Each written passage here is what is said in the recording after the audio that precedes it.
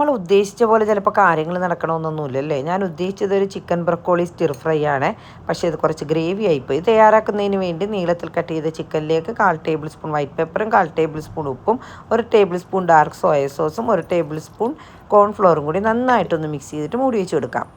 ഇനി നമുക്ക് ചെറുതായി കട്ട് ചെയ്ത ബ്രക്കോളി തിളച്ച വെള്ളത്തിൽ ഒരു 5 മിനിറ്റ് ഇട്ട് ഉപ്പ് കൂടിയിട്ട വെള്ളമാണ് കേട്ടോ ഒന്ന് തിളപ്പിച്ച് ഊറ്റിയെടുക്കാം.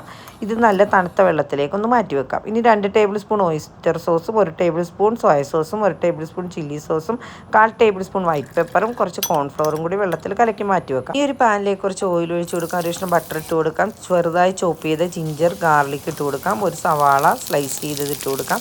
ഇതൊന്ന് വാടി വരുമ്പോഴത്തേക്ക് ഇതിലേക്ക് നമ്മൾ നേരത്തെ പുരട്ടി വെച്ച ചിക്കൻ ഇട്ട് നന്നായിട്ടൊന്ന് മിക്സ് ചെയ്ത് കൊടുക്കാം. ചിക്കൻ ഒന്ന് ഹാഫ് ഫ്രൈ ആയി വരുമ്പോഴത്തേക്ക് ഇതിലേക്ക് ബ്രക്കോളിനും ചെറുതായി കട്ട് ചെയ്ത റെഡ് ചില്ലിയും കൂടി ചേർത്ത് കൊടുക്കാം. എന്നിട്ട് നന്നായിട്ടൊന്ന് മിക്സ് ചെയ്ത് കൊടുക്കാം. ഇനി ഇതിലേക്ക് നമ്മൾ നേരത്തെ കലക്കി വെച്ചിരുന്ന ഗ്രേവി ഉണ്ടല്ലോ അതുകൂടി ഒഴിച്ചിട്ട് നന്നായിട്ടൊന്ന് മിക്സ് ചെയ്ത് കൊടുക്കാം. ഈ വെള്ളത്തിൻ്റെ അംശം ഒരല്പം കൂടിപ്പോയി, അതുകൊണ്ടാണ് കേട്ടോ സ്റ്റിർ ഫ്രൈ ആയിട്ട് കിട്ടാഞ്ഞത്. അപ്പോൾ ഇതാണ് നമ്മുടെ ചിക്കൻ ബ്രക്കോളി സ്റ്റിർ ഫ്രൈ ഇവിടെ തയ്യാറായിട്ടുണ്ട്. ഉപ്പൊക്കെ ആവശ്യമായിട്ടുണ്ടെങ്കിൽ ഇട്ട് കൊടുക്കുക. ലാസ്റ്റ് കുറച്ച് വെളുത്ത എള്ളും കുറച്ച് ഇറ്റാലിയൻ സീസണിങ്ങും കൂടി ഇട്ട് കൊടുക്കുന്നുണ്ട്. ഞാൻ നല്ല ബട്ടറിൽ ടോസ്റ്റ് ചെയ്തെടുത്ത ബ്രെഡും കൂട്ടിയാണ് കേട്ടോ കഴിച്ചത്. നല്ല അടിപൊളി ടേസ്റ്റ് ആയിരുന്നു. അപ്പോൾ എല്ലാ കൂട്ടുകാരും ഒന്ന് ട്രൈ ചെയ്ത് നോക്കിയിട്ട് നിങ്ങളുടെ അഭിപ്രായങ്ങൾ അറിയിക്കുന്നതിനോടൊപ്പം ഫോളോ ചെയ്യാനും ഷെയർ ചെയ്യാനും മറന്നു പോകരുത്.